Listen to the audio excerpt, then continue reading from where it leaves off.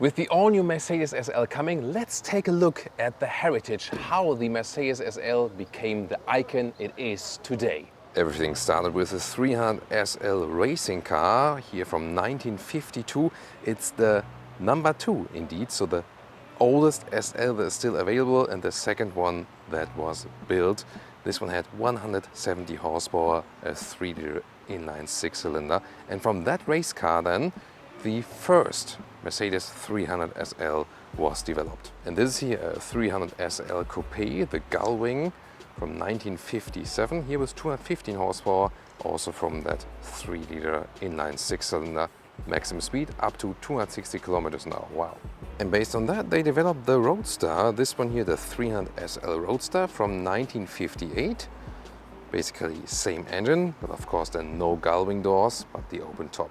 This one here built from 1954 up to 1963, around 3,000 pieces, so really precious.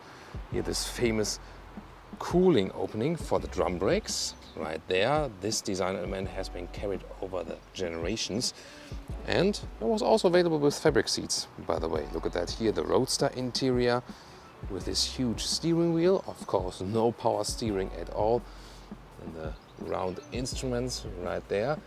Also really characteristical here, the back mirror, and red was also a very famous interior color for that one. And design-wise, we can see here in the front, you can see how the headlamps form these domes. This was really remarkable as for the design, but the front grille, when you see nowadays Mercedes, this is really resembling.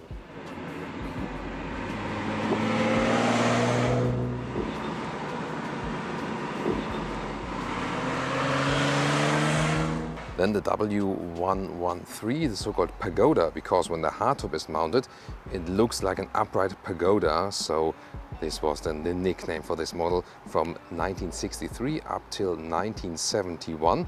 This is also a very sought-after model. Around 50,000 pieces were built. The grille has a little bit grown in width there, but the front lamps, they are actually quite similar if you compare it to the predecessor. Really interesting golden color, and my favorite design element is here that you have the same wheel colors here.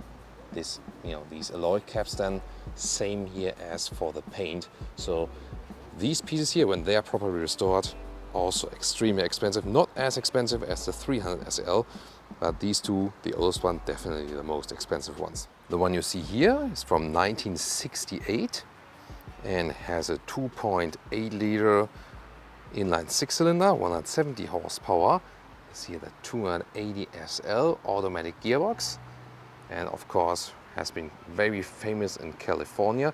Look at that, the interior is actually really resembling still from the original 300 SL, but definitely a lot of upgrades. Also chassis safety wise, it was a big step forward. So when you had a crash, you weren't like, literally crushed. So more chassis rigidity and safety definitely for the passengers.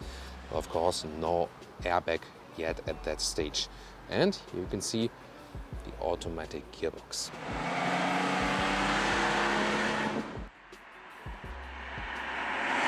And then the very famous R107. This one has been so popular worldwide. The first SL that was built, first of all, for a very long time, between 1971 and 1989. And it was also sold in so many more pieces. That's why it can be bought relatively affordable if you compare it to the Pagoda model, for example. Still, there's typical wide front grille that we saw in the past and also see again nowadays. But here then it moved more to these horizontal tail lamps, which then, from this point on, really defined Mercedes design. Engines from 2.8 up to 5.6 liter, and this one here is R107 500 SL from 1982 with a 5-liter V8 engine, 240 horsepower. And the interior, this is the one I found most beautiful actually. Maybe it's just my generation when I grew up also with the W123. So it has some modern design elements, like here, like the automatic gearbox, but still analog gauges and so on. And the steering wheel is also better as for safety. It's actually softer, so when you crash into it, it was actually better. And this one was also, from this model here on, from 82, available with an airbag. Interesting stylish blue interior here with a lot of fabric, for example. Leatherette seats were also available, and also these models were for years bestsellers in California, so to speak. And this very typical, more down-to-earth design, more box style. And also take a look here at the ribbed tail lamps. They were also used for different models, also for the very first baby Benz, the C-Class, and also for the very first S-Class and so on. They also defined the Mercedes design here in the 80s. And because Mercedes was so busy developing the baby Benz, this generation here was built for 18 years. So the next generation was delayed. This one here, the longest SL generation ever built. And here we have a red R107, so a very famous color for that one also. And the combination of red on the outside and beige on the interior, this is of course a very beautiful one. What do you think about this one here, by the way, with the manual gearbox that was also available? Oh, this beige cloth is really cool, right?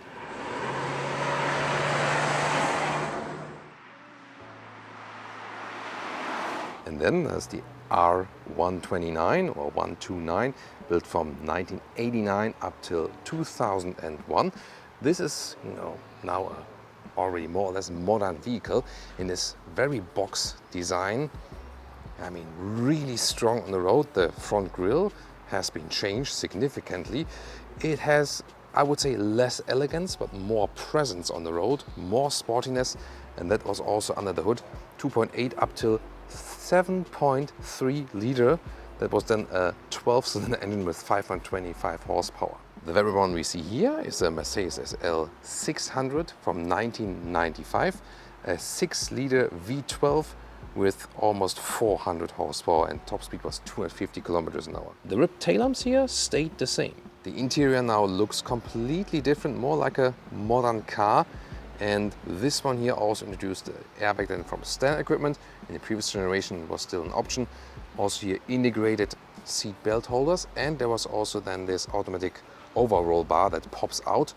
And it also came with a hardtop you can put in right there in a very easy way, and the roof is also fully automatic. The R129 also had the very first adaptive suspension at Mercedes.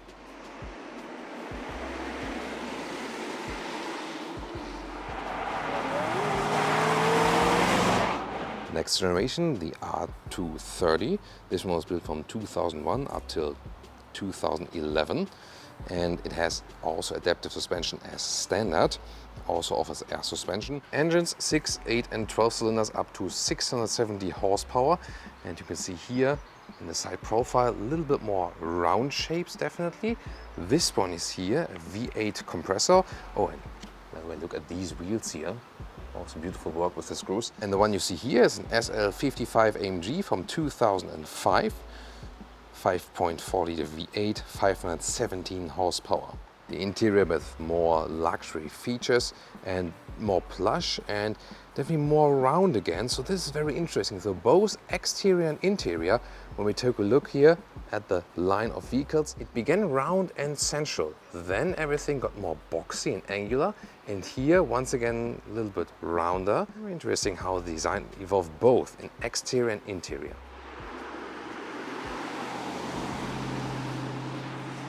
And then, of course, there's the current model, the R231 or 231 from 2012 up to 2020. We also had it here and had it in the south of France, for example, with a beautiful road trip. You can also tune into this review, so I really recommend you to do that. And this, of course, has all the modern amenities and also infotainment system-wise. This is where this was more crucial, and the driving agility was, of course, way better than the outgoing models. All right, let's start with the driving part, and here the original 300 SL with the inline 6-cylinder, 3-liter inline 6-cylinder. And I mean, yeah, always been dreaming about driving this vehicle. It's so manual, so raw actually. No seat belts, no head restraints whatsoever. Of course, yeah, that's not the safest thing to do at all, but of course it gives you definitely a sense of freedom.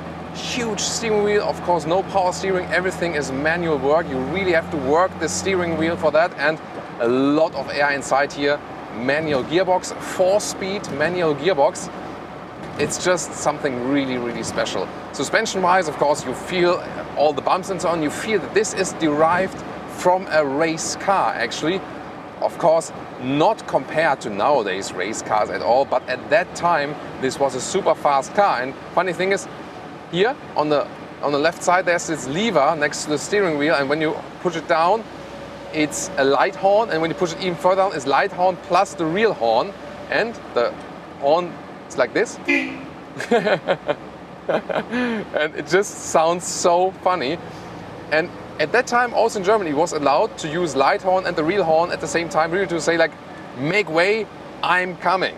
In front of us, by the way, the Pagoda is driving at the moment, and I mean, it's not this kind of vehicle you would drive on an everyday basis. It's just, let's say, too complicated for that and too precious, I would say.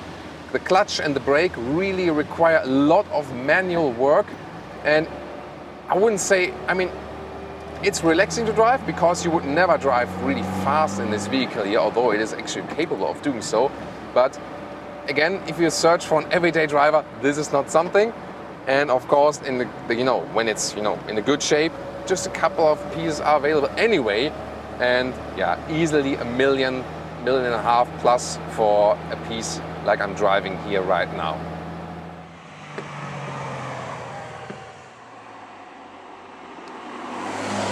And now the Pagoda from 1968, also 6-cylinder engine, and you sit way higher than in the 300 SL. This is really remarkable, and you immediately feel everything is a little bit, plusher, more comfortable. The steering also doesn't require so much work, so this is way easier. It's also way calmer on the inside. I have seat belts and also head restraints. They're not too high though, but definitely safety-wise, this was a huge upgrade.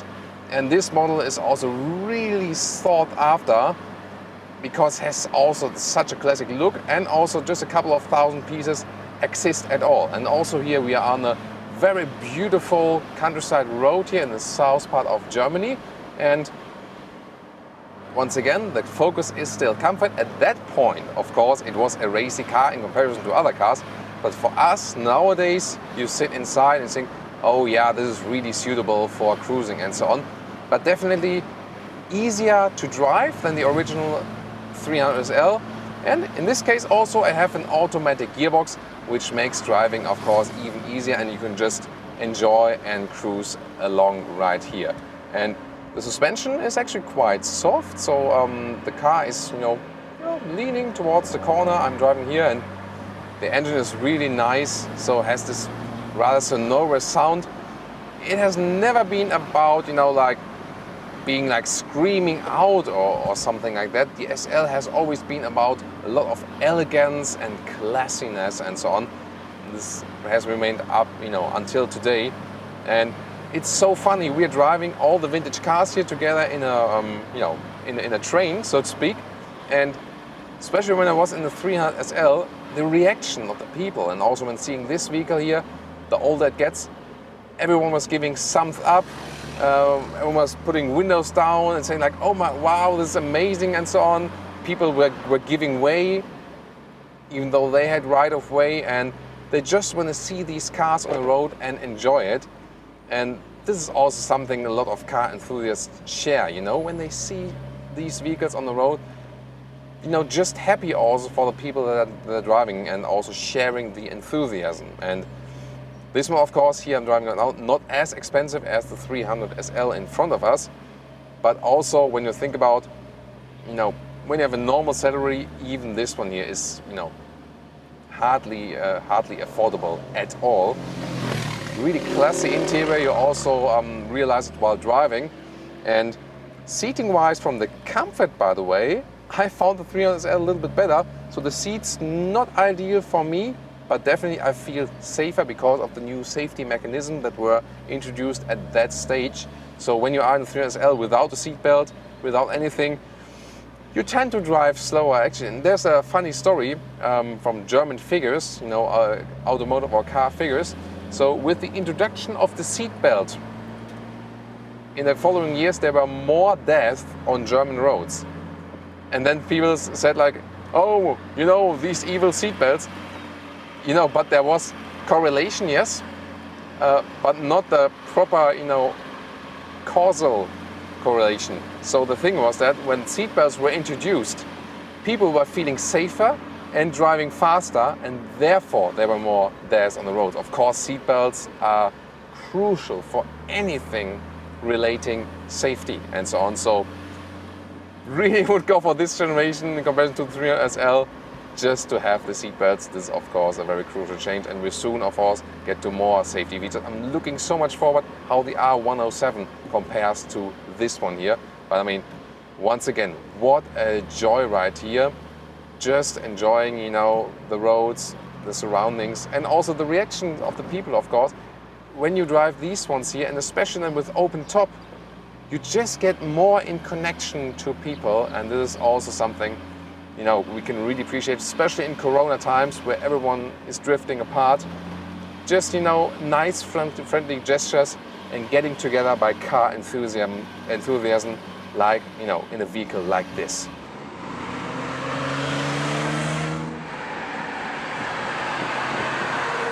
Now the R107, this very model here from 1982, and here driving a 5-liter V8, an SL 500. And let's see. Yeah, that one has some serious power, you feel that. In front of us, the successor model, the R129, and once again here, you feel more calmness, definitely in the interior, and steering once again even easier to control, and of course a more modern interior for that time. And the steering wheel is plusher as well, also has, you know, this middle area where it can also give way a little bit in case of a crash. No airbag yet, but from 82, from this model year on, the airbag was an option actually. So that's of course a big safety thing, but just on the driver's side. The seats are actually quite identical, so not much difference in seating comfort, I would say. Maybe this one a little bit more seating comfort. Once again, better safety measures. Airbag, of course, the biggest thing, but only for later models. And this generation here was built for such a long time, and because it was just, yeah, even already at that time, a real classic.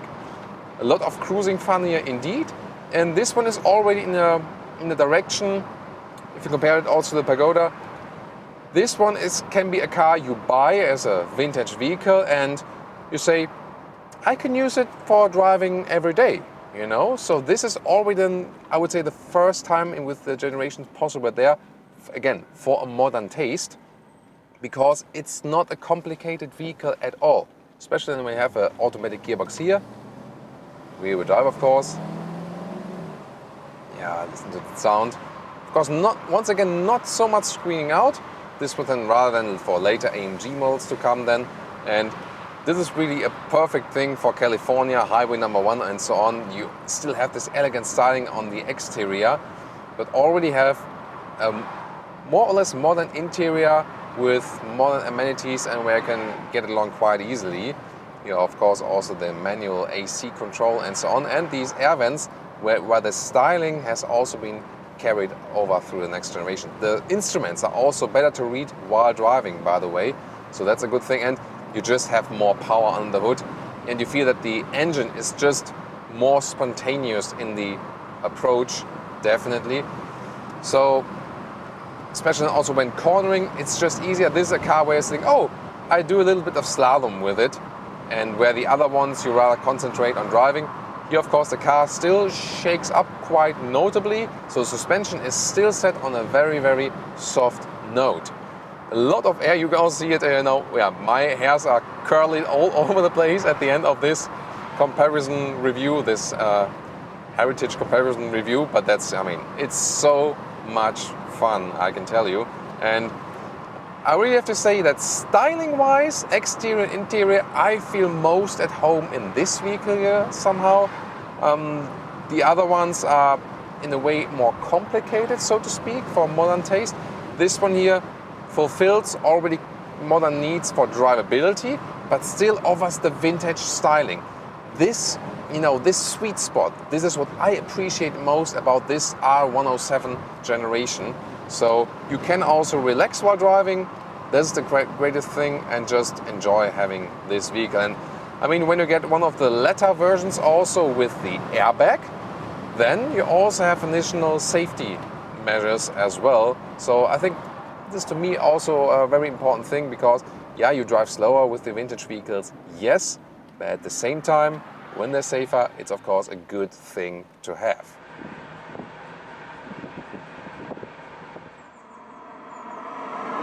And now the R129 or 129, this specific model here from 1995, 6-liter V12 with 400 horsepower. And I mean, the model in front of us here now, the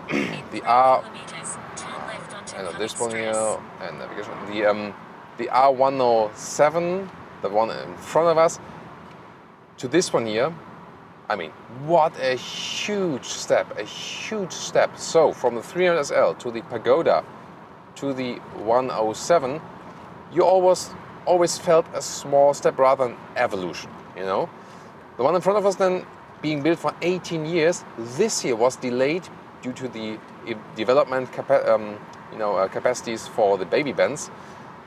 So this is definitely also the biggest step, and I mean, it's an absolute revolution. It's a completely different car. The three before, you could really follow the evolution while driving. This one here now is absolutely like, more or less any other modern car. It feels so much more comfortable actually, and the steering is very modern. You have airbag as standard in here, not the very first models, but then it became standard very soon.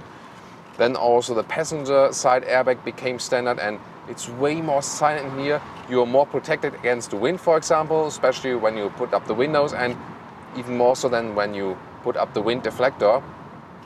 Really everything to enjoy here as well. So yeah, this has nothing to do with the others before. Of course, the SL spirit was more or less kept, and you can also see, exterior continuity, especially with this angular design between predecessor and this one. But the interior, of course, absolutely different. It is actually simple and stylish in the upper area and so on. The lower area, then there, everything started with that you have so many different buttons to press and so on, and more electronics and so on and so on. You can also easily control the seating here while driving, even that is easily possible.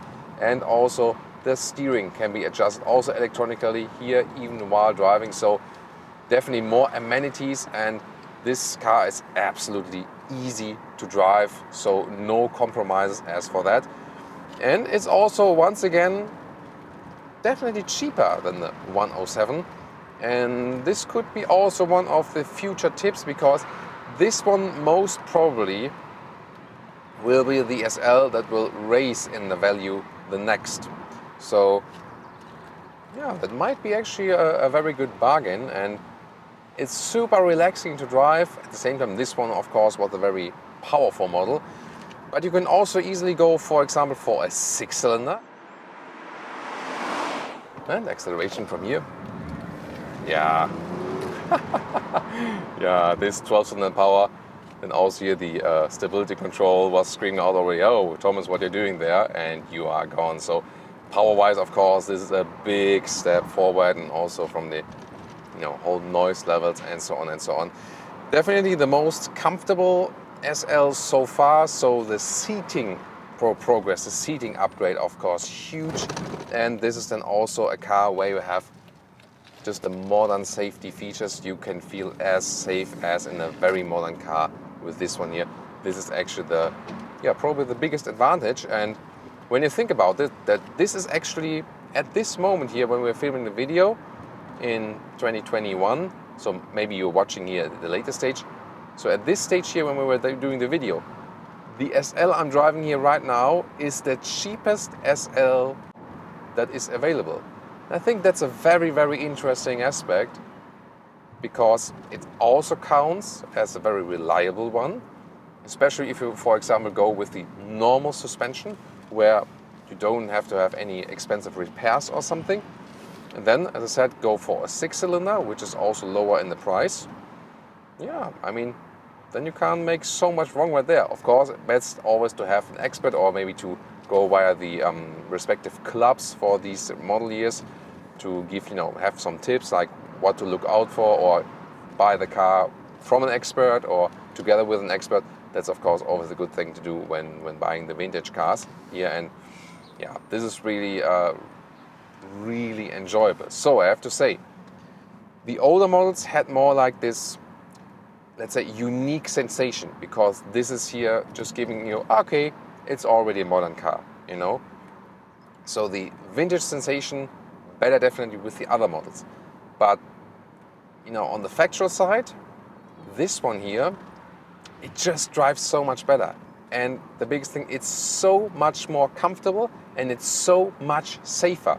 And these two things definitely speak for this one. And you still have, this rather rectangular classy design on the exterior, which from this point on, more again went into this roundish design scheme.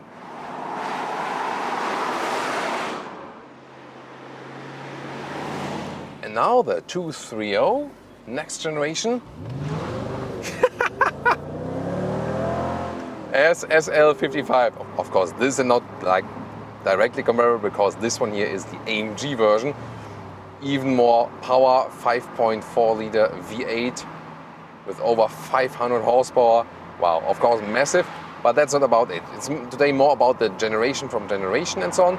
This one here way crisper than in the drivetrain, not only because it's the AMG, but also just because this generation has, moved further in driving agility. So this then now feels more or less the same like the very current SL at the moment. This is of course then another evolutionary upgrade. But the thing is here, when you look at the interior also while driving and some of the controls and so on, you feel that it has lost a little bit of class, So this more or less looks then, I had this volume knob here, for example, I owned a Smart 44 when it was based on the Mitsubishi Colt platform once as a small vehicle, like on everyday driving and so on. I had the same volume knob, for example. So I mean, it's also an absolute fantastic car, but today is about comparing generations, and it drives even better. It's even sportier, especially the steering is more precise. That's cool. Of course, in here more powerful in the AMG version. But so, more safety and so on, even more infotainment. It had also a GPS and so on, but meanwhile it's outdated.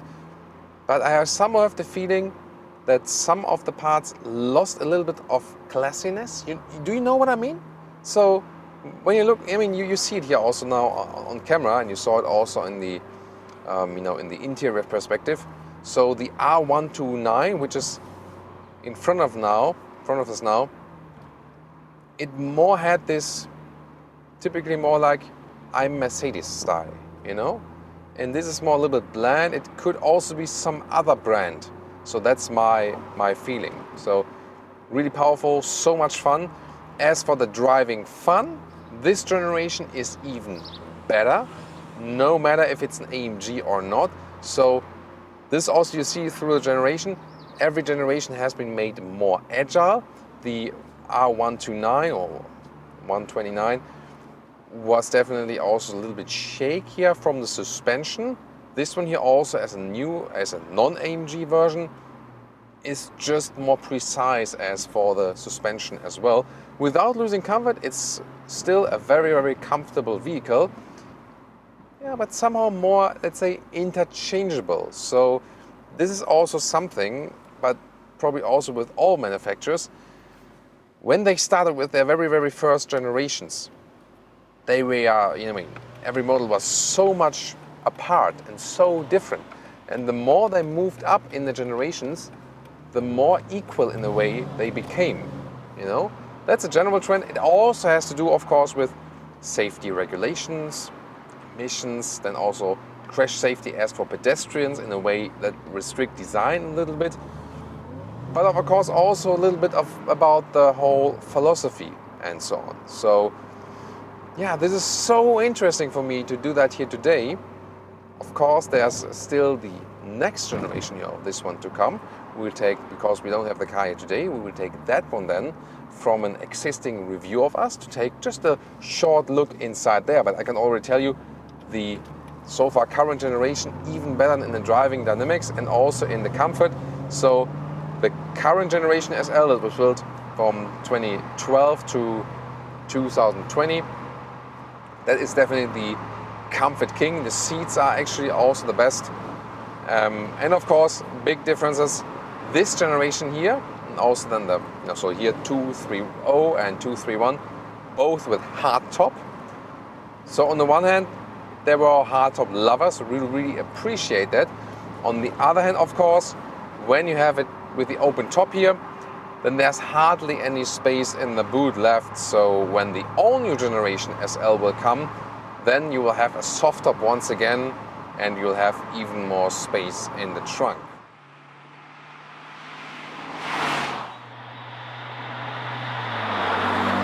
As this car is also about cruising, about the superb suspension, the small engine is really enough in the SL 400 or SL 450 as we call it in the US. Now we have another acceleration for you. I go to the Sport Plus mode again to have some more sound for you. And we can do some 70 to 100. And you see that, well, we're very quick. Plop, that's already it. So you see, I mean, it's 4.9 seconds to 100 kilometers or 62 miles an hour. And that's 0.9 seconds is the difference to the highest AMG spec version. And you have to pay 100,000 euros plus for that. And that's not really worth it. So on to concentrate on the wind noise and stuff, I go back to the comfort mode again to make it a little bit more silent. And when we're going 100 kilometers an hour, or 62 miles an hour, it's still perfectly fine to ride with the open top. You can still have a lot of fun, although the car is so much laid out on comfort. And I think it's very important to me. I would rather go for the Mercedes SL than for Mercedes-AMG GT or GTC, as we've recently ridden. Because here, you know, in the fast corners, you can have a lot of fun. It's great agility. But it's not that stiff, not that sporty as the GTC, but it really is better, especially for your lower back. So those seats here are way better than the ones we had in the AMG GT, way more comfortable on the long-term run, and that will be more important to me. And again, I can stress the V6 is the right combination for this car. I've driven this car with the V8 too, with the SL 500 or 550 in US. There's also a good combination basically, but this one is really sufficient. So driving wise, my favorite is definitely the 231, the most current generation, most comfort and most fun in driving. But styling wise, exterior and interior, the R107, this one here. But the overall best price performance, I think here with the 129, actually lowest price, but still classy styling on the exterior and already good comfort and safety. Also tune into more Mercedes SL content right here. You see the videos and also more links in the video description. Which one would you actually go for? Tell us in the comments which Mercedes SL generations would you actually like to own.